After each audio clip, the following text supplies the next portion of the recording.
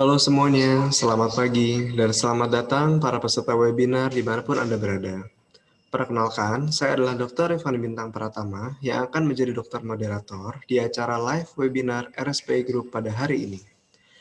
Hal ini adalah wujud nyata dari kami agar bisa tetap dekat dan memberi informasi kesehatan terpercaya dari dokter-dokter di Rumah Sakit Pondok Indah Group untuk Anda semua yang berada di masa baru, yaitu adalah era new normal.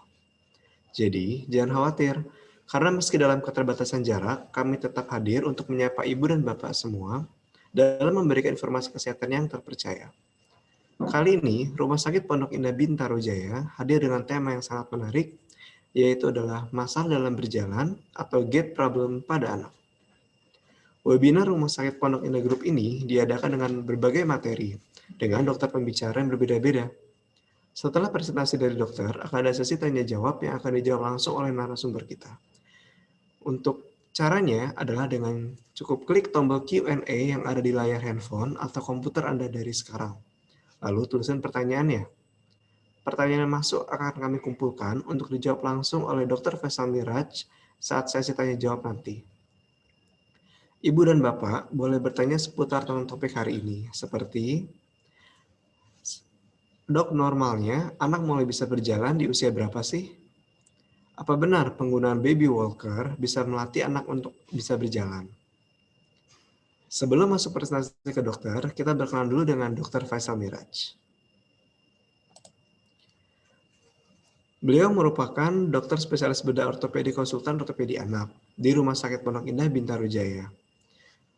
Beliau kuliah di Universitas Indonesia untuk spesialis bedah ortopedi dan traumatologinya, dan juga di Universitas Indonesia untuk dokter umumnya. Untuk trainingnya, beliau adalah Fellowship for Consultant of Pediatric Orthopedic, IPOS, Indonesia Pediatric Orthopedic Society, lalu Fellowship Pediatric Orthopedic, Asan Medical Center, Ulsan University di Korea Selatan tahun 2012, Fellowship Limb Lengthening and Reconstruction di Istanbul University di Turki tahun 2010, lalu Fellowship Sport Medicine Chiang Mai University di Thailand, dengan yang sudah dimasuk publication-nya adalah Step Cut V Osteotomy for Acute Correction in Bones Disease Treatment pada International Journal of Surgery Case tahun 2019, The Prognostic Value of the Fracture Level in the Treatment of Garland Type 3 di Supracondylar Humor Fracture in Children, Bone and Joint Journal tahun 2015, lalu Outcomes of Stage 2B Osteosarcoma treated by Limb Salvage Surgery using Extracorporeal Irradiated or ECI autograft pada Medical Journal of Indonesia tahun 2011.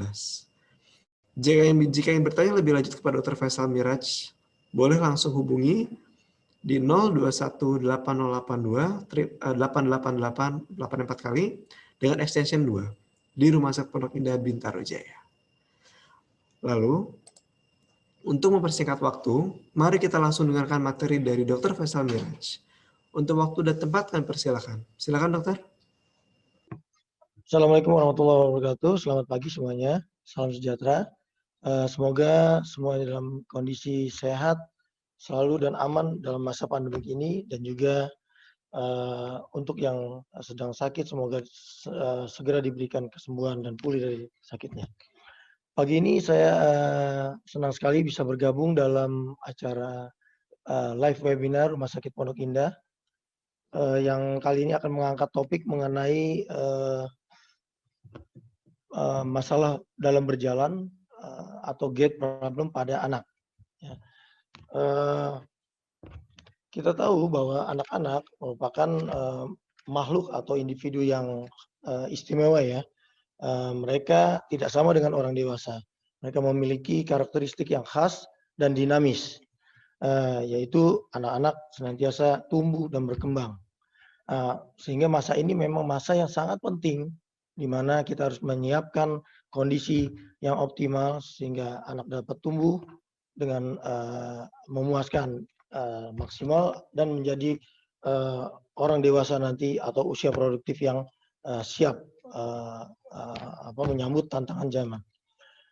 Sebagaimana juga kita tahu dalam perkembangan motorik kita mengenal adanya namanya milestone ya kita bilang.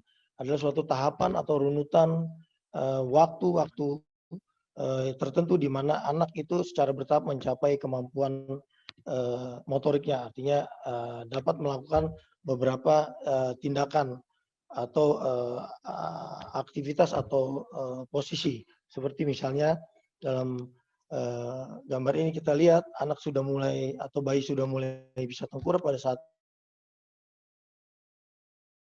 umurnya 4 bulan. Kemudian dia akan berkembang terus sampai usia 6 sampai 8 bulan dia mulai duduk, kemudian mulai merangkak usia 9 sampai 10 bulan, lalu dia berusaha untuk belajar berdiri sampai akhirnya bisa berjalan pada usia 1 tahun.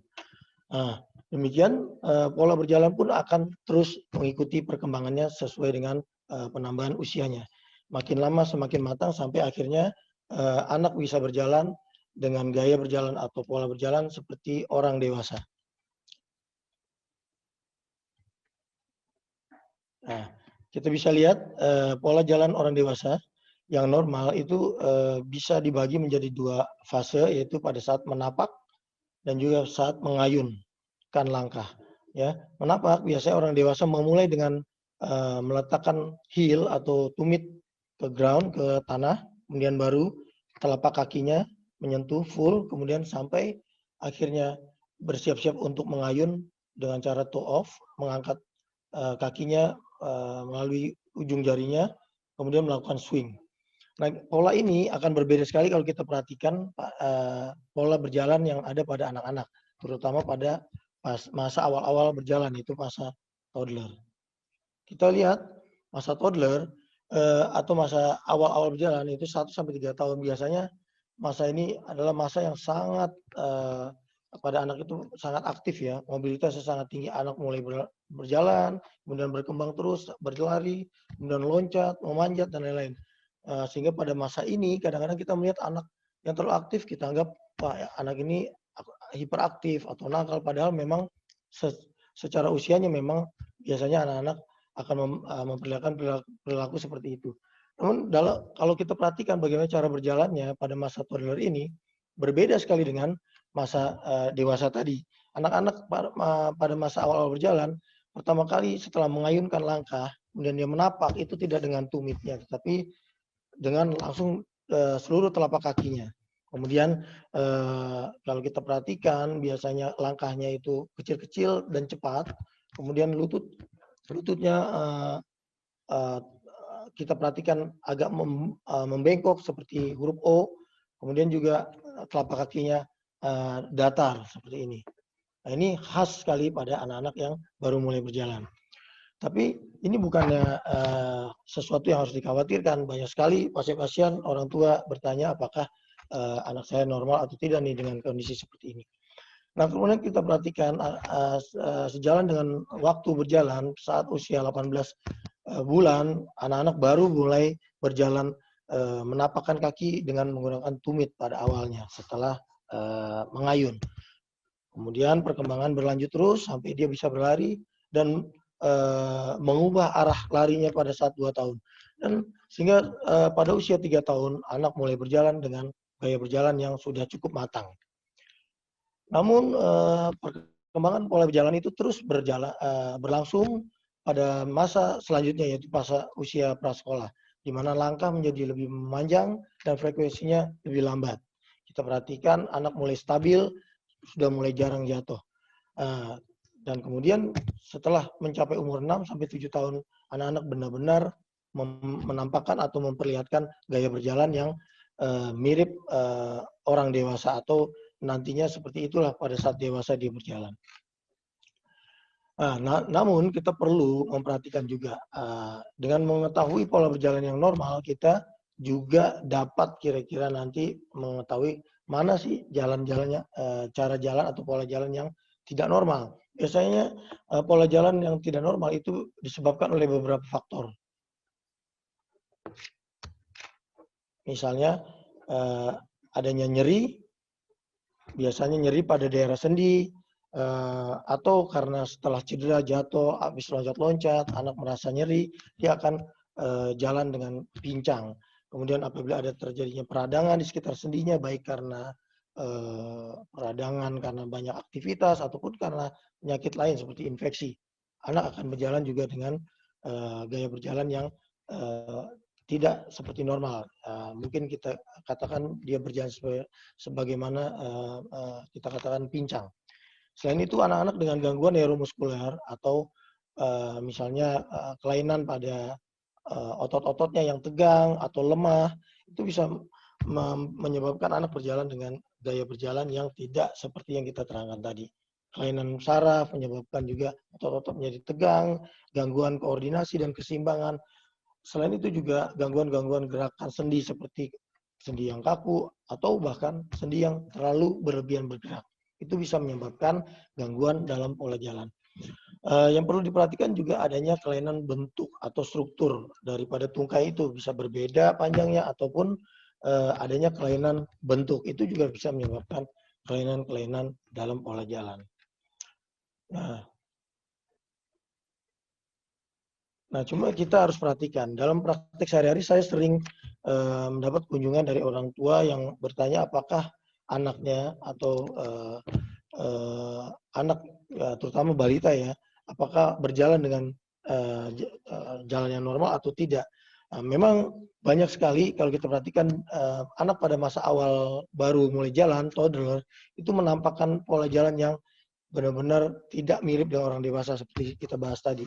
Nah, sebagian orang menganggap ini abnormal, ada kelainan. Padahal sebagian populasi yang umum itu memang menunjukkan seperti itu. Dan ini merupakan hal yang normal ternyata. Kenapa? Karena bentuk yang tidak normal itu ternyata akan menghilang dengan sendirinya pada usia atau pada waktu tertentu. Kita mengenal mungkin anak-anak yang berjalan dengan kaki mengarah masuk ke dalam atau keluar, yang kita sebut intoing atau outtoing, atau dengan anak dengan kaki O atau kaki X, kemudian juga anak yang berjalan dengan kaki yang datar, atau anak yang berjalan jinjit. Itu sering kita menganggap keadaan ini adalah keadaan yang abnormal, padahal ini merupakan suatu variasi yang umum yang akan menghilang pada waktu-waktu tertentu. Namun perlu kita perhatikan apabila tadi seperti saya bilang harusnya menghilang pada waktu tertentu, ternyata dia menetap atau bahkan bertambah parah. Nah, biasanya keadaan-keadaan itu disebabkan oleh mungkin posisi duduk atau posisi berbaring yang salah, ataupun ada rangsangan-rangsangan lain yang menyebabkan kondisi-kondisi yang saya bilang tadi menetap atau bertambah parah. Ataupun apabila terjadi adanya keluhan nyeri ataupun gangguan fungsi berjalan.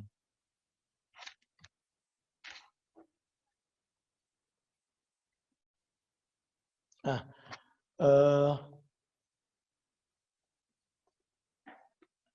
baik. Nah, sekarang kita lihat contohnya toe walking ya. Banyak sekali kita perhatikan anak-anak usia toddler itu berjalan dengan jinjit. Kenapa dia berjinjit? Ternyata memang banyak sekali kita temukan anak-anak sampai usia 3 tahun itu kadang-kadang masih suka berjalan jinjit. Penyebabnya biasanya tidak ada, kalau kita melakukan pemeriksaan tidak ada masalah. Ototnya tidak pendek, otot bagian belakang ya atau Achilles itu tidak memendek, terus tidak ada keluhan nyeri atau apa. Cuma anak memang lebih memilih untuk berjalan jinjit. Apabila kita minta dia untuk menapak, dia bisa. Tapi kalau tidak sadar dia jinjit lagi. Hal yang seperti ini biasanya normal. Artinya kita tunggu saja, biasanya sampai 3 tahun, dia akan berkurang atau hilang. Nah, yang menetap bisa kita lakukan beberapa terapi, biasanya untuk membuat dia terbiasa untuk menginjak dengan telapak kakinya. Nah, perlu kita perhatikan keadaan-keadaan yang tidak normal, yaitu yang menetap terutama. Dan apabila dalam pemeriksaan kita menemukan adanya ketegangan otot-otot, misalnya urat di belakang di daerah di atas tumit itu yang paling sering menyebabkan jalan jinjit. Selain itu juga bisa disebabkan karena adanya ternyata ada perbedaan panjang antara tungkai kanan dan kirinya. Penanganannya sama, kita biasanya mulai dengan fisioterapi seperti ini. Kita lakukan stretching, kemudian kita biasakan melatih otot belakangnya supaya menjadi lebih stretch, lebih menegang, memanjang, lentur. Dan juga kita melatih otot-otot intrinsik atau otot-otot telapak kaki supaya menjadi lebih responsif pada saat dia menapak. Kita latih dia bagaimana menapak full di tempat yang datar. Nah, ini akan mengurangi kebiasaan jinjitnya biasanya. Keadaan lain yang sering kita temukan adalah anak berjalan dengan kedua kaki menghadap atau satu kaki menghadap ke sisi dalam, ke bagian dalam seperti ini. Kita lihat anak berjalan dengan seperti ini kadang-kadang sangat mengkhawatirkan orang tuanya apalagi apabila anak itu aktif sekali pada saat dia berjalan atau berlari, sering kedua kakinya saling menabrak atau menyengkat sehingga anak jatuh. Hal ini sebenarnya merupakan suatu kondisi yang masih normal, termasuk dalam variasi normal apabila kita dapatkan pada usia yang memang biasa terjadi. Misalnya penyebab keadaan ini bisa disebabkan oleh adanya putaran tulang, bisa terjadi pada tulang paha bagian atas ataupun tulang kering bagian bawah. Kondisi seperti ini biasanya akan bertahan sampai 3-8 tahun, apalagi kalau diperparah dengan kebiasaan duduk, yaitu duduk yang menyebabkan tulang pahanya terputar ke dalam seperti duduk dengan posisi W. Nah, seperti ini. Kita lihat. Jadi anak seperti ini perputaran yang terjadi pada tulang paha bagian atas itu diperparah dengan kebiasaan posisi seperti ini. Sehingga yang harusnya kondisi ini merupakan kondisi yang bisa hilang sendiri pada usia 3-8 tahun, itu menjadi lebih menetap. Kalau kita periksa, anak bisa diputar pahanya ke arah dalam sampai derajat yang sangat besar. Nah, yang seperti ini biasanya kita bisa melarang anak untuk melakukan posisi duduk W seperti ini, dan boleh anak itu kita minta untuk banyak melakukan duduk bersila seperti ini. Intoing juga bisa disebabkan karena putaran ke dalam dari tulang kering. Keadaan ini biasanya sering kita lihat sampai usia 3-4 tahun. Keadaan-keadaan yang memperparah seperti halnya duduk dengan posisi seperti ini. Duduk bersimpu pada betis dengan kaki masuk ke dalam. Kalau kita periksa sumbu yang seperti posisi ini, sumbu paha dengan sumbu kaki itu akan mengarah ke sisi dalam. Yang mana dalam keadaan normal kaki ini harus mengarah ke sisi luar. Biasanya anak kita minta supaya tidak melakukan posisi duduk seperti ini, atau pada saat bermain kita bisa luruskan kakinya menjadi seperti ini. Diharapkan pada usia 3 atau 4 tahun atau mungkin 5 tahun bisa menjadi hilang sendiri atau berkurang. Nah, penyebab intoing atau anak berjalan dengan kaki masuk ke dalam itu bisa juga disebabkan karena bentuk kaki yang memang kita perhatikan bagian depan kaki itu lebih masuk ke dalam. Kaki lurus seperti ini, artinya kaki yang normal, lurus. Kita bisa lihat bagian sisi luarnya itu miring, lurus. Dan yang kita sebut melengkung ke dalam atau metatarsus adductus itu sisi luarnya melengkung, membentuk seperti huruf C ya, atau seperti kacang, bean shape kita bilang. Nah, keadaan ini biasanya disebabkan karena kelenturan otot-ototnya, otot-otot sendi atau urat-urat yang bisa terjadi kira-kira sampai usia 6 tahun. Dengan banyaknya anak itu mulai beraktivitas, banyak menapak, bergerak dengan kaki, akhirnya urat-urat ini menjadi lebih kencang dan biasanya keadaan ini akan berkurang. Apabila tidak berkurang, biasa memang kita memerlukan terapi, mungkin kita stretching atau kita lakukan gips berkala. Nah, keadaan lain yang juga sering kita dapatkan yaitu anak berjalan dengan keadaan kaki menghadap keluar. Ini adalah lawan dari keadaan yang tadi yang kita sebut intoing. Keadaan ini biasanya penyebabnya mirip dengan yang sebelumnya, itu bisa terjadi karena putaran tulang, yaitu tulang pahanya lebih banyak mutar ke belakang kalau yang tadi mutar ke depan, atau karena tulang keringnya mutarnya banyak keluar berlawanan dengan yang tadi. Biasanya kondisi ini akan kita temukan sampai anak umur 7 tahun. Namun kita perhatikan juga banyak penyebab lain selain adanya putaran tulang seperti adanya ketegangan urat-urat atau otot di tungkai bawah itu yang menyebabkan pada saat kita menapak bisa menarik kaki ke arah luar. Selain itu juga urat Achilles atau urat tumit yang tegang juga bisa menyebabkan kondisi seperti ini. Keadaan lain adalah biasanya karena flat atau datar, flat feet, atau overpronasi di mana telapak kaki miring ke dalam saat menapak. Hal ini bisa menyebabkan tampak pada saat kita berjalan, anak berjalan itu kakinya menghadap ke luar. Penanganannya biasanya dari mulai kita observasi sampai kita lakukan fisioterapi ataupun gips seperti ini untuk membuat otot-ototnya menjadi lebih rileks. Kemudian penanganan lebih lanjut bisa bahkan sampai melakukan pembedahan apabila pada usianya anak belum bisa menampilkan gaya berjalan yang normal dan juga adanya keluhan seperti nyeri ataupun mengganggu aktivitas sehari-hari.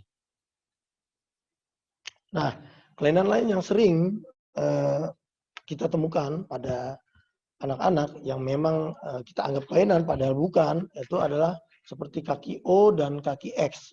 Nah, kita tahu bahwa siklus tungkai bawah kita itu sebenarnya kita akan sering melihat anak-anak di bawah 2 tahun itu dengan kaki O. Itu sebenarnya normal karena memang penyebabnya adalah kelenturan urat-urat atau ligamen di daerah sendi lutut ini. Jadi pada saat dia berjalan menapak itu berat badannya menyebabkan urat-urat tersebut menjadi teregang sehingga menampilkan bentuk O. Nah begitu bertambahnya usia biasanya makin lama urat-urat itu menjadi lebih kencang. Kemudian bentuk tungkai pada saat menapak atau berjalan menjadi lebih lurus. Dan kemudian bahkan pada usia 3-4 tahun akan menampilkan menjadi bahkan lebih X ya bentuknya seperti ini. Itu disebabkan karena anak biasanya semakin aktif dan memerlukan stabilitas yang lebih baik pada saat aktivitasnya sehingga posisi ini akhirnya terbentuk untuk mendapatkan stabilitas yang lebih baik. Namun keadaan ini akan berkurang sejalan usia lagi saat 6-7 tahun kaki tungkainya atau lututnya akan menjadi lebih lurus. Ini adalah siklus normal. Jadi kadang-kadang orang tua membawa anaknya bertanya apakah anaknya normal atau tidak. Maka ini adalah patokan-patokan umur yang bisa kita pakai. Contohnya kaki O ini ya. Nah, jadi pada mulai saat baru mulai berjalan, toddler sampai usia 2-3 tahun, anak akan banyak kita temukan tungkai bawahnya bentuknya melengkung seperti bentuk huruf O. Kalau kita ronsen kita jelas sekali, oh bengkok. Orang tua biasanya khawatir, apalagi kalau O-nya lebih berat, dia akan bertanya apakah normal atau tidak. Nah selama usianya memang di bawah 2 tahun atau sampai 2 tahun, biasanya kita hanya melakukan observasi. Nanti anak akan dengan sendirinya akan menjadi lurus. Namun perlu kita perhatikan apabila sudutnya menetap atau bertambah atau keadaan melengkung itu terjadi hanya pada satu sisi. Ya, kita bilang asimetri. Yang lain adalah perlu kita perhatikan biasanya setelah kita melakukan pemeriksaan dan juga pemeriksaan lanjut seperti X-ray, adanya dugaan-dugaan lain seperti kelainan pada lempeng pertumbuhan, adanya defisiensi vitamin, kemudian juga gangguan metabolik dan lain-lain. Nah, yang seperti itu perlu kita observasi lebih lanjut dan mungkin kita akan melakukan penanganan yang lebih intens. Ya, kita bisa lihat contohnya ini. Kita lihat asimetri, yang satu sisi tampak cukup lurus, yang satunya melengkung. Ternyata setelah di ronsen kita lihat gambaran adanya lempeng pertumbuhan yang tidak normal di sisi dalam. Ini yang menyebabkan melengkung atau kaki O ini pada saat umurnya seharusnya dia hilang, dia menetap bahkan menjadi lebih parah. Kita lihat kasus yang lain adalah kaki O ternyata setelah kita ronsen ada tanda-tanda kemungkinan adanya kekurangan vitamin. Ya, jadi yang bentuk seperti ini biasanya kalau tidak terantisipasi dia akan semakin parah lengkungannya dan juga tidak menghilang pada waktunya. Biasanya intervensi kita adalah apakah kita memberikan alat bantu, brace untuk menahan progresivitas supaya jangan semakin melengkung, atau bahkan sampai operasi apabila sudah terjadi keluhan, nyeri atau gangguan fungsi atau kelengkungannya yang sudah sangat berat. Bentuk lain adalah lawannya, yaitu kaki X. Kaki X ini juga merupakan suatu yang normal seperti yang sudah saya terangkan tadi, yaitu anak-anak dengan usia 3-4 tahun, bahkan sampai 6 tahun biasanya akan menampilkan bentuk tungkai dengan bentuk X ya di sisi bagian lututnya. Sehingga hal ini juga sering membuat orang tua khawatir dan bertanya apakah normal atau tidak. Ya, jadi kembali kita observasi apabila umurnya masih dalam range yang normal yaitu 3-6 tahun, namun apabila dia masih menampakkan bentuk seperti ini di atas usianya yang misalnya di atas 7 tahun, kita perlu melakukan pemeriksaan lain. Kita cari penyakit-penyakit yang bisa menyebabkan seperti adanya vitamin D defisiensi, gangguan lempeng seperti tadi juga. Penanganannya juga sama, biasanya kita bisa menggunakan brace untuk menahan progresivitas supaya jangan sampai semakin bengkok, atau kita memberikan insole karena biasanya kaki X juga didapatkan pada keadaan-keadaan di mana telapak kaki flat atau datar. Nah, pada keadaan yang tidak respon atau tidak membaik dengan pemberian terapi seperti ini, biasanya bisa kita lakukan pembedahan baik dengan menggunakan yang paling minim yaitu mengontrol pertumbuhan dengan memanipulasi lempeng pertumbuhan atau dengan cara operasi akut dengan cara osteotomi atau meluruskan tulang secara langsung. Kelainan lain yang sering juga ditanyakan oleh orang tua yaitu adalah flat feet atau kaki datar seperti kita lihat ini. Kaki datar ini memang merupakan hampir seluruh toddler itu bentuknya seperti ini kakinya karena memang sifatnya kelenturan dari urat-urat sendi-sendi kakinya itu yang masih lentur sekali. Nah, sesuai dengan berjalannya usia biasanya kelenturannya akan berkurang dan semakin kencang sehingga akan terbentuk lengkungannya.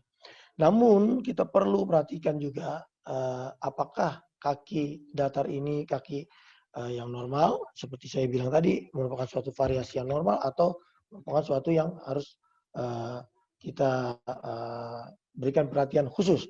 Biasanya kita bagi kaki datar itu menjadi dua macam, yaitu fleksibel ataupun yang fix. Yang fleksibel itu adalah yang karena kelenturan. Kita bisa tes dengan cara menyuruh anak berjinjit, maka akan timbul lengkungan pada telapak kakinya. Dalam kondisi ini, anak biasanya flat pada anak ini tidak terlalu mengkhawatirkan karena memang yang menyebabkan dia flat adalah karena kelenturannya. Biasanya kita tunggu pada usia 2-3 tahun, bahkan sampai 6 tahun. Kadang-kadang keadaan ini akan berkurang, anak akan lebih terlihat lengkungan di telapak kakinya. Kita perlu juga memperhatikan apabila keadaan flat ini begitu lebih jelek ya, kita lihat ini kondisi ini. Selain flat, ya kita lihat ini flat yang biasa. Nah, tapi ini ada bentuk flat yang di mana kaki pada saat menapak itu bentuknya jatuh atau miring ke dalam, ke posisi dalam ya. Kita sebut overpronasi. Nah, keadaan seperti ini biasanya pasien akan memiliki keluhan lebih banyak, misalnya sering pegel, tidak kuat jalan lama. Kemudian karena posisi pada saat dia menapak itu kaki jatuh miring ke dalam, itu menyebabkan ankle atau pergelangan kakinya juga muter ke dalam. Begitu juga lutut dan sendi panggul. Sehingga menyebabkan gaya beban tidak pada saat menapak tidak jatuh merata di sendi. Hal ini sering menyebabkan keluhan nyeri atau pegal di daerah ankle, lutut, atau panggul, bahkan sampai ke tulang belakang. Kalau dengan kondisi yang seperti ini, anak ini memerlukan penanganan yang lebih, seperti misalnya pemberian sepatu seperti ini yang bisa mensupport selain support arch-nya juga mensupport ankle-nya supaya tidak jatuh ke sisi dalam. Apabila kondisi seperti ini berlanjut sampai biasanya di atas pada saat anak mulai aktif, saat usia sekolah, anak tidak bisa mengikuti olahraga, aktivitas yang lebih berat karena sering terasa pegal dan tidak nyaman, kita bisa melakukan pembedahan. Nah, demikian tadi yang saya jelaskan adalah suatu kondisi-kondisi yang sering dianggap tidak normal atau abnormal. Padahal kebanyakan pasien anak yang datang dengan kondisi seperti itu merupakan suatu variasi yang sebenarnya normal, yang banyak pada populasi anak. Kenapa kita katakan normal? Sebenarnya karena keadaan-keadaan kondisi itu akan berkurang atau hilang pada waktu tertentu, seperti yang kita jelaskan tadi. Nah, kemudian kita akan sedikit melihat bagaimana bentuk-bentuk gaya berjalan yang tidak normal atau yang kita katakan dalam bahasa sehari-hari pincang atau gaya berjalan yang kaku, lemah atau yang tidak teratur.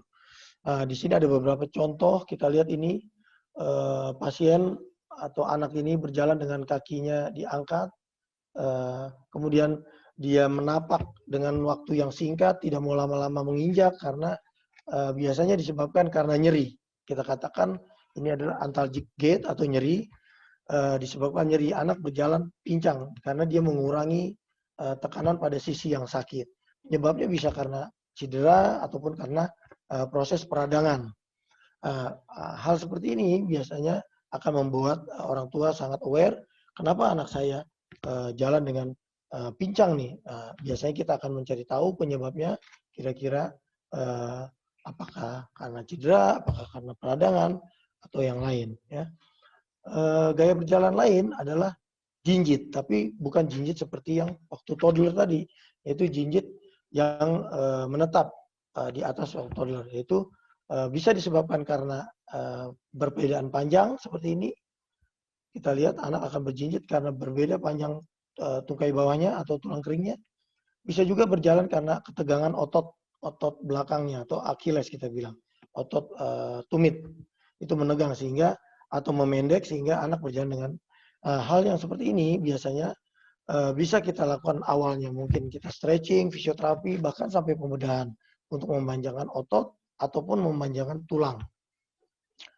Kelainan lain, nah kita bisa lihat karena adanya kelemahan otot-otot tungkai yang bagian atas. Kita bisa lihat anak tidak bisa bangun tanpa menggunakan tumpuan dengan tangannya. Ini disebabkan karena kelemahan dari otot-otot pahanya yang tidak bisa membuat badannya tegak dengan sendirinya. Biasanya penyakit ini kita kenal dengan muscle dystrophy, dan ini penyakit yang cukup serius sehingga perlu penanganan yang lebih baik. Ya. Gaya berjalan lain adalah dengan kita lihat bagaimana pasien atau anak itu melakukan putaran pada satu sisi yang sakit. Jadi perputaran biasanya disebabkan karena kelemahan dari otot-otot panggulnya atau kekakuan dari otot-otot panggulnya. Gaya berjalan lain kita lihat berjalan yang miring ya biasanya, atau kalau terjadi pada dua sisi anak bisa berjalan seperti bebek, miring-miring. Hal itu sering disebabkan karena adanya kelemahan dari otot-otot yang menopang paha ya bagian atas pada saat menapak atau menginjak. Bisa disebabkan karena dari mulai peradangan sendi yang menyebabkan nyeri, bisa juga karena kelainan struktur seperti dislokasi atau subluksasi, itu bisa menyebabkan anak berjalan dengan pinggul yang miring seperti ini ya. Kemudian pola jalan yang lain adalah bagaimana anak itu berjalan dengan mengangkat keseluruhan kakinya, disebabkan karena telapak kakinya tidak bisa mengangkat ke atas atau datar. Kita tahu bahwa pada fase berjalan itu, pada saat kita swing, itu kita memerlukan telapak kaki mengangkat ke atas supaya tidak terseret dengan tanah atau aspal ya. Biasanya pasien-pasien dengan kelemahan pada otot tungkai bawah atau karena kelainan sarafnya yang menyebabkan dia tidak bisa mengangkat telapak kakinya atau pergelangan kakinya ke atas, dia untuk menghindari supaya tidak terseret, dia mengangkat kakinya tinggi dengan mengangkat pahanya tinggi-tinggi. Ini disebut steppes gait. Hal ini menyebabkan kalau kita melihat pasien seperti ini, kita sudah tahu kemungkinannya, oh pasien ini kemungkinan ada masalah kelemahan ataupun gangguan saraf yang menyebabkan otot yang menyebabkan pergelangan kakinya tidak bisa mengangkat ke atas. Keadaan lain adalah anak berjalan dengan langkah yang kaku, diseret ataupun kakinya masuk ke dalam seperti ini. Ini disebabkan karena adanya gangguan koordinasi antara otot-otot sisi dalam dan luar, ya, sehingga bagian sisi dalam lebih tegang dibandingkan sisi luar, sehingga cenderung untuk menarik ke arah dalam. Kondisi seperti ini sering terjadi pada pasien-pasien dengan gangguan neuromuskuler yang kita sebut cerebral palsy, ya. Jadi anak berjalan dengan gangguan seperti ini. Penanganan anak yang seperti ini biasanya kita harus rajin men-stretching supaya tidak terjadi pemendekan otot-otot sisi dalamnya sehingga anak bisa berjalan lebih lurus. Nah, apabila stretching atau fisioterapi tidak menolong, biasanya kita bisa lakukan intervensi bedah untuk memanjangkan urat-urat atau otot-otot ini. Gaya berjalan lain adalah gaya berjalan yang juga biasanya disebabkan karena adanya gangguan neuromuskuler. Jadi gangguan koordinasi, gangguan ketegangan otot juga mempengaruhinya. Itu bisa anak berjalan secara tidak terkoordinasi seperti ini. Kadang langkahnya lebar, kadang kecil, kemudian badannya doyong ke depan untuk mencegah jatuh. Nah, biasanya juga kita dengan mudah, oh ini anak ini berjalan dengan gaya berjalan yang tidak normal, kita sudah tahu. Nah, jadi kita sudah sedikit banyak mengetahui bagaimana pola jalan yang normal, kemudian bagaimana pola jalan yang sering dianggap tidak normal ternyata merupakan suatu variasi normal yang umum terjadi yang akan hilang sendirinya, sampai bentuk-bentuk gaya berjalan yang memang tidak normal. Nah, untuk itu perlu kita mengetahui pola-pola tadi, mengenalnya supaya kita tahu, oh ini normal atau tidak, untuk selanjutnya bagaimana kita bisa mencari pertolongan. Tentunya penanganan adalah disesuaikan dengan penyebabnya. Apabila disebabkan karena adanya cedera atau peradangan, kita harus mengatasinya cedera atau peradangan tersebut. Namun kemudian apabila terjadi memang disebabkan karena neuromuskuler atau yang lain, kita juga perlu melakukan penanganan yang sesuai dengan kondisi yang ada. Penanganannya mulai fisioterapi, menggunakan brace, obat pelemas otot, pemanjang, sampai intervensi pembedahan dengan pemanjangan otot ataupun bahkan sampai koreksi kelainan bentuk tulang dan sendinya. Ya, demikian yang saya bisa paparkan. Semoga bisa bermanfaat, menambah pengetahuan terutama orang tua, ibu-ibu, untuk bisa mengenali apakah anaknya berjalan dengan pola berjalan yang normal atau tidak, untuk bisa selanjutnya mengantisipasi apabila terjadinya gangguan atau kelainan dengan membawa ke dokter supaya bisa menangani secara cepat dan tepat. Demikian, wassalamualaikum warahmatullahi wabarakatuh. Waalaikumsalam. Terima kasih dokter untuk materinya, sungguh sangat menarik dok ya. Jadi sebelum masuk ke Q&A ini udah banyak banget yang mulai bertanya. Kita informasikan kembali, Dr. Faisal Miraj berpraktik di Orthopedic Center di Rumah Sakit Pondok Indah Bintaro Jaya. Untuk appointment ataupun jadwal praktek dapat hubungi call center kita di 021 8082 84 kali extension 2. Sebagai informasi, jangan khawatir untuk berkunjung ke Rumah Sakit Pondok Indah karena kita sudah menetapkan protokol kesehatan yang sangatlah baik. Jadi, kita tadi sudah menggunakan materi yang sangat menarik mengenai masalah dalam berjalan atau gait problem pada anak. Ini sudah disampaikan oleh Dr. Faisal. Sudah banyak materi menarik dok ya, jadi memang ada usia-usia tertentu di mana hal itu masih dianggap normal, sampai di usia tertentu juga, di mana hal itu sudah dianggap tidak normal. Jadi, ada banyak pertanyaan banget nih dok, Pertanyaan pertama dari Christian S. Saya Pak Christian S dari Surabaya, Dok. Wah, lumayan jauh ya, Dok ya. Jauh sekali. Mau tanya, anak saya 14 bulan baru bisa berjalan sendiri, Dok. Tapi kalau jalan, kadang dilihat dari jauh, jalannya kayak seperti kaki ini berbentuk O. Itu gimana ya, Dok? Terus kadang jalan sendiri bisa jatuh-jatuh sendiri. Itu kenapa ya, Dok? Tanda-tanda kalau model kaki O itu seperti apa? Nah, ada tambahan lagi pertanyaannya. Anaknya Bapak Christian ini pernah dibawa ke dokter tulang. Kata dokternya, tulang anaknya itu elastis. Itu gimana ya, Dok? Apa pengaruh ke anak saya jalan itu sering jatuh-jatuh? Boleh dijawab, Dokter Faisal? Pertanyaannya sangatlah menarik. Ya, baik. Terima kasih, Dr. Ivan. Ya, Pak Christian dari Surabaya, jauh sekali nih. Terima kasih. Saya akan coba jawab. Jadi anak Bapak itu usianya 14 bulan ya.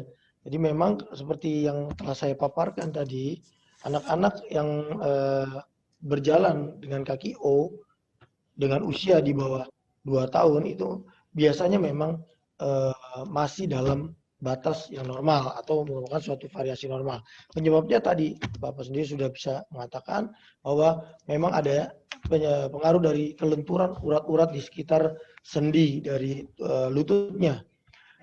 Sehingga pada saat dia menapak atau berjalan itu berat badannya menyebabkan sendi lutut atau urat terutama yang sisi luarnya itu stretch menjadi lebih renggang sehingga bentuknya menjadi O.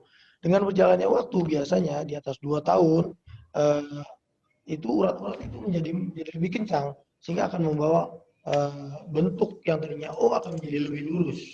Kalau kita perhatikan nanti ya, bahkan di usia 3-4 tahun sampai 6 tahun sering kita perhatikan justru bentuknya akan berubah menjadi lebih X ya kalau kita perhatikan nanti. Cuma perlu kita berikan perhatian khusus apabila dalam observasi sampai 2 tahun itu kaki O-nya menjadi lebih berat atau bertambah kelengkungannya, kita lihat perlu hal-hal itu perlu membuat kita curiga ada yang lain yang menyebabkan itu, atau pada saat di atas 2 tahun anak masih menampakkan lebih berat, lebih banyak bentuk yang O dibandingkan harusnya menjadi lurus atau menjadi X pada saat 3-4 tahun. Jadi walk up kita adalah kita perhatikan apakah kelengkungannya bertambah, makin progresif, atau nanti pada saat setelah 2 tahun menetap atau bertambah, kita perlu melakukan pemeriksaan lebih lanjut. Nah, selanjutnya apabila sering jatuh, ya memang seperti saya bilang tadi, bahwa masa toddler 1-3 tahun, anak mulai berjalan, aktif. Nah, namun anak masih belum stabil. Biasanya otot-ototnya masih lentur, keseimbangannya masih kurang. Sehingga kalau kita perhatikan anak yang usia baru mulai jalan itu, dia berjalan dengan melebarkan kakinya ya, kita bilang wide base. Itu untuk membantu dia supaya stabil. Anak juga sering merenggangkan tangannya lurus, membantu kestabilannya dengan meluruskan tangannya. Sejalan dengan bertambahnya usia, nanti anak akan mulai bertambah kestabilan dalam berdiri atau berjalannya. Biasanya pada masa-masa preschool sampai masa sekolah. Jadi demikian yang saya bisa sampaikan kepada Pak Christian. Saya rasa dengan usia anak Bapak kita masih bisa berobservasi apakah kelengkungannya bertambah, kemudian sampai 2 tahun mungkin Bapak bisa kembali lagi untuk memeriksakan anak Bapak. Demikian. Baik, terima kasih dokter. Pertanyaan selanjutnya dari Ibu Punggi Monika. Selamat pagi dok, mau tanya, untuk belajar jalan apakah boleh pakai baby walker? Karena banyak yang bilang tidak boleh, apa itu benar dok? Kalau tidak boleh, apa alasannya? Terima kasih. Silakan dokter. Ya, baik. Bu Pungki ya. Ya, jadi memang banyak sekali ini kontroversi mengenai baby walker. Kita tahu sebenarnya pola perkembangan jalan seperti yang saya telah paparkan itu secara alami itu seluruh anak ya dalam kondisi yang normal itu biasanya akan mencapai milestone itu. Jadi biasanya dengan adanya rangsangan, kemudian otot-otot menjadi lebih stabil, kemudian juga sendi-sendinya juga itu menyebabkan anak biasanya otomatis dia akan berusaha untuk berjalan. Dari mulai merangkak, dia berusaha merambat atau berdiri, kemudian dia akan melangkahkan kakinya. Biasanya sebenarnya baby walker tidak terlalu diperlukan ya pada kondisi anak-anak yang normal. Namun seperti kita tahu bahwa mungkin ya banyak orang tua yang kurang sabar untuk melatih anaknya berjalan, atau mungkin khawatir apakah anaknya bisa berjalan atau tidak, sering diberikan baby walker dengan alasan seperti tadi. Namun kalau kita perhatikan sendiri, pola berjalan itu akan terbentuk dengan anak itu berjalan secara alami tadi, yaitu dengan merasakan kakinya menapak di lantai, kemudian anak juga mengamati kakinya, dia berjalan untuk belajar untuk berjalan, seperti sebagaimana dia akan menyesuaikan dengan hal itu. Namun kalau memakai baby walker, kelemahannya adalah kita bisa lihat anak-anak akan sulit memperhatikan kakinya pada saat menapak, sehingga kemungkinan justru akan banyak mengganggu. Dan yang lebih dikhawatirkan lagi, kadang-kadang anak dengan baby walker itu sering bergerak tidak terkontrol ya. Dia sering cepat karena dia ngerasa ada yang menyanggat, tinggal kakinya aja. Dia sering tiba-tiba jalan sendiri. Nah, yang sering menjadi perhatian adalah apabila terjadinya kecelakaan, jatuh dari tangga, atau karena orang tuanya mungkin tidak memperhatikan pada saat anak yang memakai baby walker, malah sering bisa membuat lebih berbahaya. Ya, jadi sebenarnya baby walker tidak terlalu diperlukan ya apabila anak itu memang secara alami dia bisa berkembang pola jalannya dan tidak ada masalah untuk mencapai pola jalan yang normal. Demikian, Dr. Ivan. Baik, terima kasih Dr. Faisal Miraj. Selanjutnya Ibu Caroline, kalau ingin ke RSPI ke Dr. Faisal apakah aman? Karena kaki anaknya seperti bengkok habis jatuh. Wah, gimana nih dok? Ya, Ibu Caroline ya, terima kasih ya pertanyaannya. Ya, jadi seperti yang disebutkan Dr. Ivan tadi, ke RSPI yang sejauh ini insya Allah aman ya. Mudah-mudahan aman karena rumah sakit kita, Rumah Sakit Pondok Indah Group ini benar-benar menerapkan protokol kesehatan, terutama yang berhubungan dengan COVID, dengan sangat baik, dari mulai menggunakan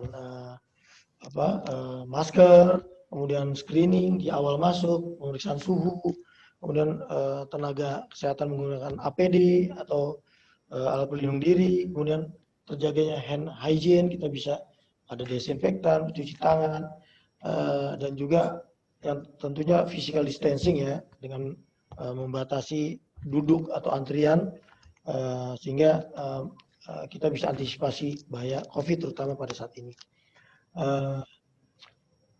Saya rasa itu, silakan Ibu Caroline kalau mau memeriksakan anaknya. Baik, terima kasih dokter. Selanjutnya Ibu Novi Mahartati. Pagi jadwal Dr. Faisal hari apa aja ya? Nah, udah ada fansnya nih dok. Oh iya. Udah ada yang mau konsul. Dokter boleh beritahu kan dok? Baik. Ya, jadi saya praktik di Rumah Sakit Pondok Indah Bintaro ini setiap hari Senin ya, jam 16 sampai 18, kemudian hari Kamis jam 13 sampai jam 15, kemudian Sabtu jam 13 sampai jam 15. Baik, terima kasih dokter. Nanti untuk pertanyaan lebih lanjut boleh hubungi KRSP Bintaro aja, nanti bisa dicatat ya. Selanjutnya ya. Ibu Husna Izah Nisa Omegita. Dok, anak saya umur 3,5 tahun. Kalau jalan kakinya keluar dan kata dokter rehab tumbangnya dibilang flat telapak kakinya. Apakah masih ada intervensi ya dok? Ya, baik. Terima kasih nih Bu Husna ya. Seperti yang saya paparkan tadi, memang flat feet salah satu yang cukup sering ya datang ke praktek saya sehari-hari. Memang cukup mengkhawatirkan kadang-kadang karena flat feet itu diperberat dengan keadaan yang tadi kita sebutkan overpronasi, itu bagaimana kaki itu pada saat menapak atau berjalan itu miring ke dalam, sisi dalam, sehingga bentuknya menjadi cukup kurang baik, kurang bagus ya. Dan juga kalau kita perhatikan kalau dia pakai sepatu, sepatunya sering habis di sisi dalamnya. Jadi kalau kita melihat umurnya 3,5 tahun, biasanya memang flat feet harusnya sudah mulai berkurang umur 2-3 tahun dengan mengencangnya urat-urat. Namun memang ada anak yang memang tetap memiliki flat feet bahkan sampai dewasa. Yang penting adalah kalau kita periksa flat feet-nya itu merupakan suatu yang fleksibel seperti tadi. Apabila kita suruh anak ibu jinjit, apakah terbentuk lengkungan pada telapak kakinya? Apabila terbentuk, itu merupakan suatu kondisi yang fleksibel. Itu adalah variasi yang normal dalam populasi kita ya. Nah, apabila flat feet-nya itu memberikan keluhan, baru kita berpikir apakah perlu intervensi atau tidak.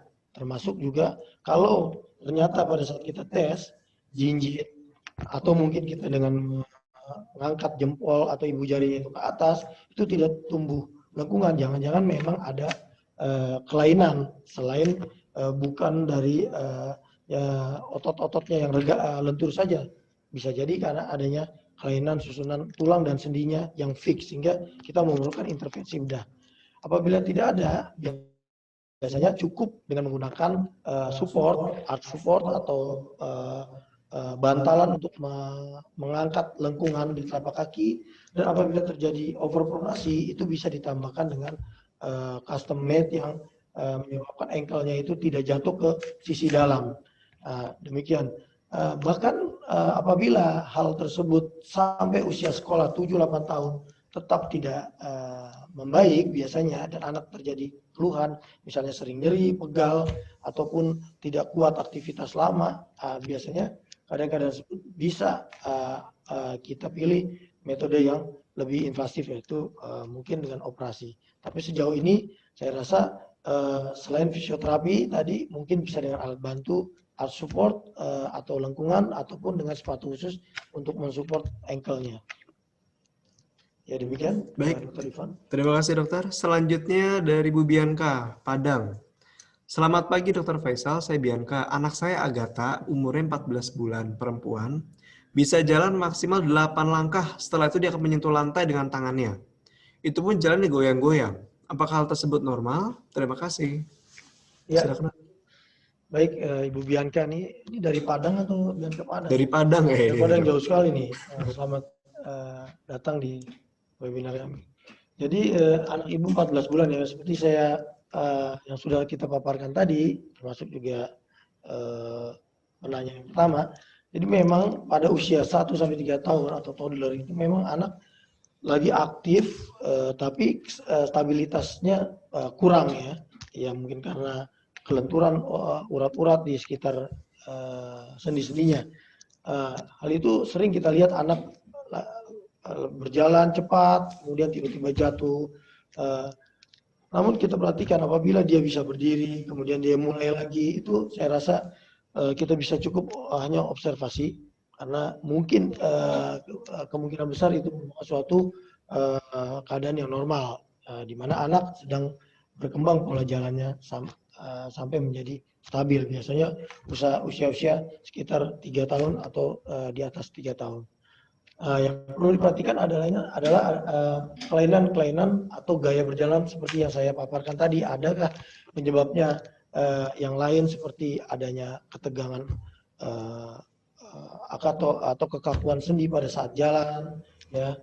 Kemudian yang lain misalnya jinjit atau nyeri, kita perhatikan. Nah, tapi kalau anak itu jatuh terus dia jalan lagi, mencoba lagi, saya rasa itu merupakan suatu kondisi yang normal. Kita cukup observasi saja.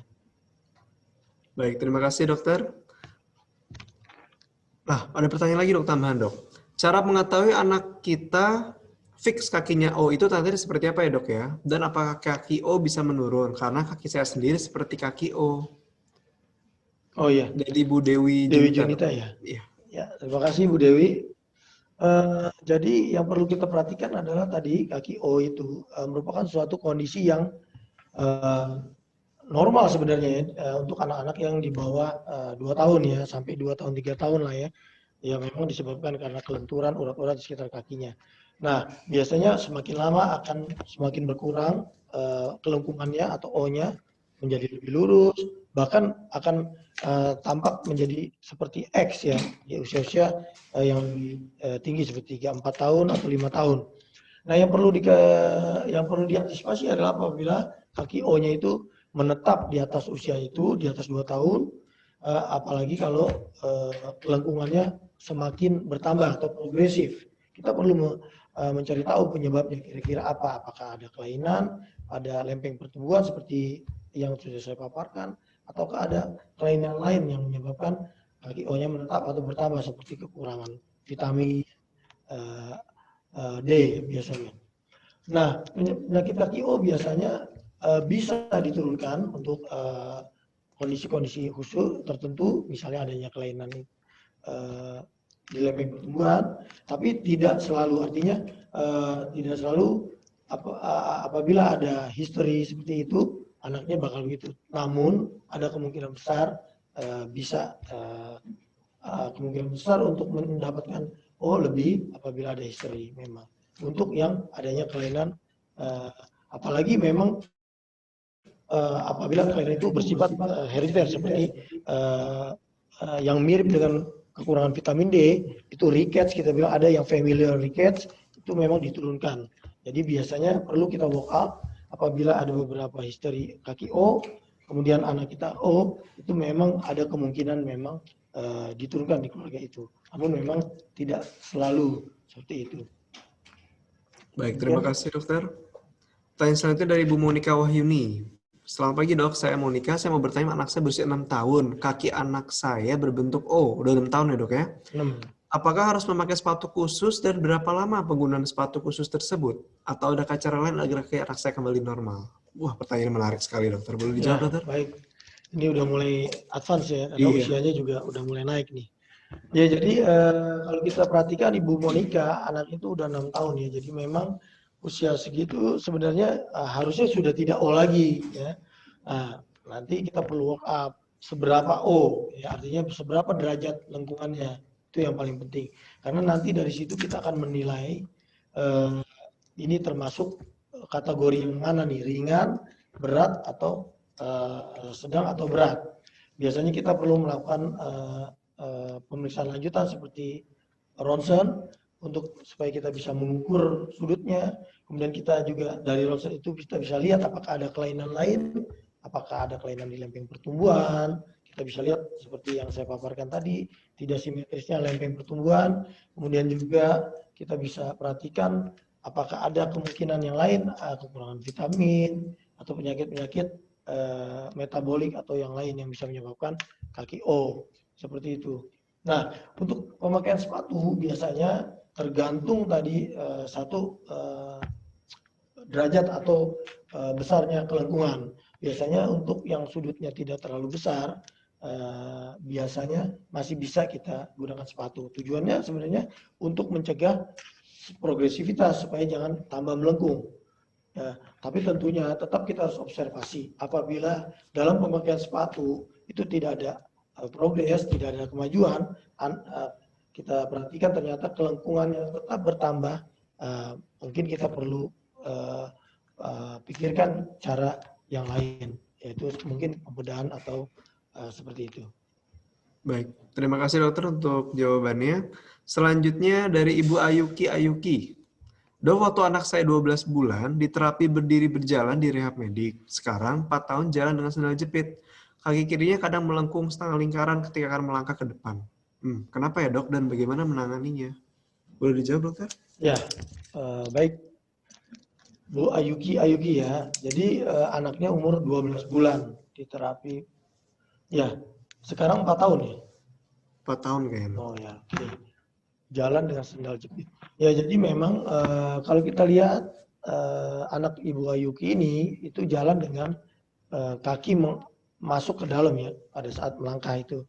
Itu kan kita katakan bentuk seperti itu adalah in-toeing atau jari-jari menghadap ke dalam.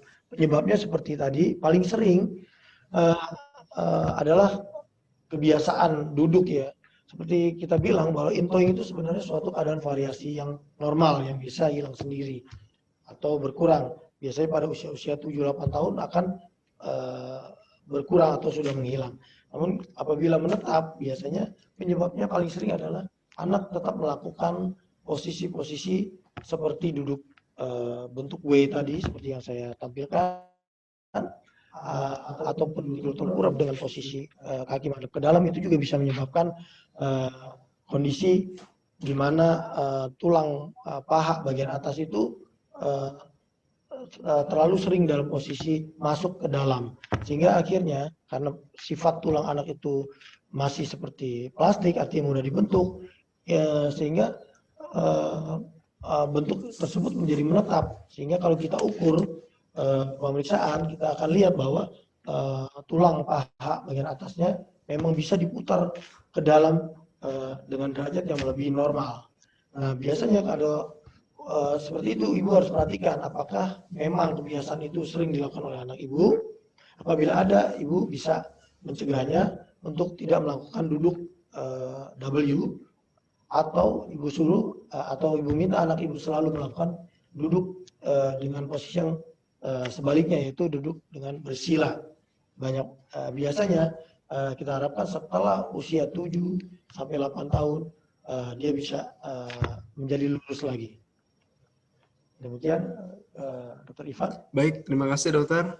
Untuk pertanyaan selanjutnya dari Ibu Lia Anggraini, bagaimana cara menstimulasi anak 3 tahun 8 bulan yang jalannya jinjit dok?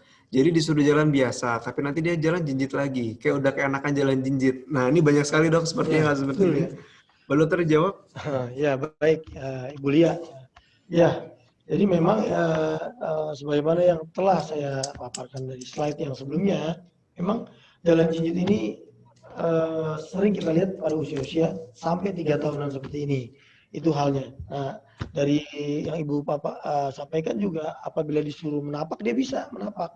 Ya memang, jadi memang pada keadaan seperti ini, kalau kita lakukan pemeriksaan, biasanya kita nggak dapat kelainan apa-apa. Misalnya yang bisa menyebabkan jalan jinjit itu apakah urat di belakang di daerah tumitnya itu memendek atau tegang, kemudian juga panjang tungkainya mungkin sama, artinya dia tidak ada keadaan yang menyebabkan secara struktur dia harus berjalan jinjit. Jadi hanya karena kemauan saja. Nah, biasanya kalau kita observasi, semakin lama dia akan berkurang atau menghilang. Namun apabila kita mau intervensi, biasanya kita cukup melakukan fisioterapi dengan program-program seperti tadi saya bilang, dengan stretching urat di belakang tumitnya, kemudian dengan melatih anak untuk menggunakan telapaknya, kemudian melatih otot-otot kakinya dengan mengambil barang-barang dengan menjepit jari kakinya, itu juga bisa menstimulasi anak supaya lebih comfort meletakkan telapak kakinya pada saat berjalan. Ya, jadi untuk Ibu Lia, saya rasa bisa diobservasi terus atau paling tidak dengan melakukan fisioterapi supaya dilatih anaknya terbiasa berjalan dengan telapak kakinya. Baik dokter, terima kasih untuk jawabannya. Seru sekali pembahasan kita hari ini dok ya, banyak sekali pertanyaan-pertanyaan yang sangat menarik. Dan saya harus mohon maaf dokter karena kita sudah last question tadi masuknya. Oke. Jadi kami berharap apa yang sudah disampaikan oleh dokter pembicara kami hari ini akan sangat berguna bagi ibu dan bapak semua setelah si kecil yang tengah berada di masa baru, yaitu di era new normal. Ikuti terus webinar RSPI Group selanjutnya, itu besok hari Sabtu tanggal 7 November yang akan membahas mengenai kembung dan sakit mah. Sebab dan solusinya apa? Dari jam 9 pagi bersama dokter spesialis penyakit dalam kita, yaitu Dr. Franciscus Ari. Cek IG RSPI Pondok Indah untuk registrasi di bit.ly/kembung dan sakit mah. Sekian dari kami, mohon maaf bila ada kekurangan, tetap sehat dan tanpa cemas, dan sampai bertemu lagi di webinar besok. Terima kasih. Oh ya, pertanyaan selanjutnya, apakah aman untuk konsultasi Dr. Faisal di RSPI? Jangan khawatir, semua sudah kita lakukan yang terbaik untuk prosedur dalam pencegahan infeksi di seluruh rumah sakit Pondok Indah Group. Saya mohon pamit kepada seluruh peserta webinar. Terima kasih. Assalamualaikum warahmatullahi wabarakatuh. Waalaikumsalam.